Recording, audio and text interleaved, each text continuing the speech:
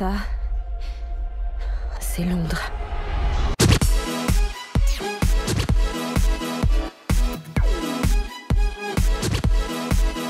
Mortal Engines, la mécanique est-elle mortelle? Une saga de la littérature jeune adulte devient, grâce à Peter Jackson, ici producteur et scénariste, un spectaculaire film d'anticipation, Mortal Engines, adaptation du best-seller Mécanique fatale de Philip Reeve. 1000 ans dans le futur, suite à une guerre apocalyptique, les humains survivants résident à bord de villes mobiles montées sur roues et chenilles.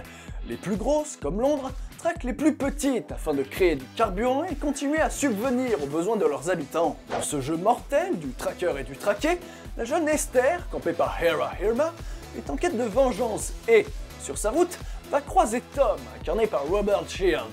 Un autre choc soudain entre Mad Max Fury Road et le château ambulant. 1 heure, c'est tout ce qu'il a fallu pour conduire l'humanité au bord de l'extinction. Les peuples se sont relevés. Une nouvelle ère est née. Celle des cités prédatrices. La loi du plus rapide. Voilà donc au 3e millénaire. La guerre des 60 minutes a détruit une partie de l'humanité à coups de bombes quantiques. Les technologies trop dangereuses, y compris le numérique, ont été bannies par les survivants. Sur une planète devenue inhospitalière, c'est l'ère du darwinisme municipal. Des villes mobiles et véritables chars d'assaut de plusieurs kilomètres de circonférence traquent et absorbent les entités motorisées plus petites, en capturant leurs habitants et leurs vivres. Bien sûr, il y a des résistants, les anti-tractionnistes, voyant leurs intérêts converger avec ceux d'une orpheline intrépide, bien décidée à se venger du plus belliciste des Londoniens, un archéologue en quête des vestiges technologiques qui lui permettraient d'asservir l'ensemble du monde. Esther est l'héroïne de la saga, la joue gauche barrée d'une large cicatrice. On imagine qu'une production 100% hollywoodienne l'aurait retirée, et elle est jouée avec aplomb par la jeune islandaise Hera Hilma. Dans ce long métrage, force est de constater que les filles ont le bon rôle. Elles sont plus intrépides, plus volontaires que les garçons, comme la leader de l'escadrille quasi kamikaze, l'outlaw Anna Feng, jouée par la musicienne coréenne Ji-Hye. Hey! Attention! Valentine. Ça, c'est pour ma mère.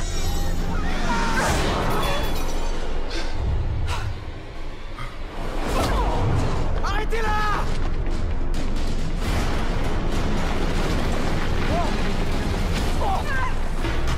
Tom! Demande-lui pourquoi il a tué ma mère.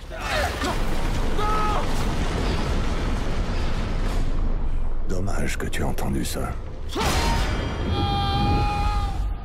Grâce à une direction artistique dont la profusion demeure constante, mais surtout à la faveur d'effets spéciaux intégralement maîtrisés, aux finitions exemplaires, Mortal Engines dilate durablement les pupilles.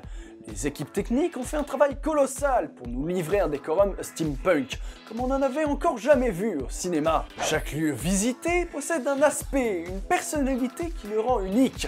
Toutes les scènes comportent énormément de détails et la caméra de Reeves rend hommage à ce boulot de titan, surtout lorsqu'il s'agit de survoler une Londres mouvante et vivante aussi bien humainement que matériellement. On comprend d'emblée pourquoi Peter Jackson a misé sur Christian Reeves, chargé de concevoir les storyboards et multiples effets visuels de ses précédents films, de Branded au Hobbit, en passant par Fantôme contre Fantôme ou encore King Kong. Ça faisait longtemps que je te cherchais. Ta mère avait fait une découverte dangereuse. Elle avait peur de Valentine, de ce qu'il en ferait. L'homme qui contrôle ceci contrôle le monde. Elle m'a dit que tu pouvais l'arrêter.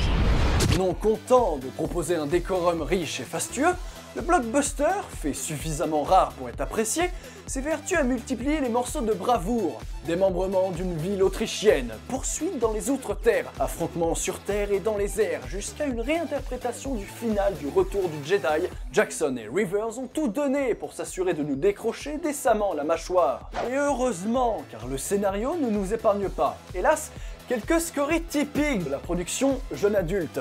Si le couple de héros se révèle suffisamment attachant pour que leur happening hormonal n'agace pas outre mesure, on regrette que quantité de second rôles et leurs sous-intrigues dégagent un fort parfum de superflu, voire de lessive bon marché. Il y a régulièrement ce sentiment d'inachevé, alors même qu'on fait face à une œuvre cinématographique longue, 2 heures environ.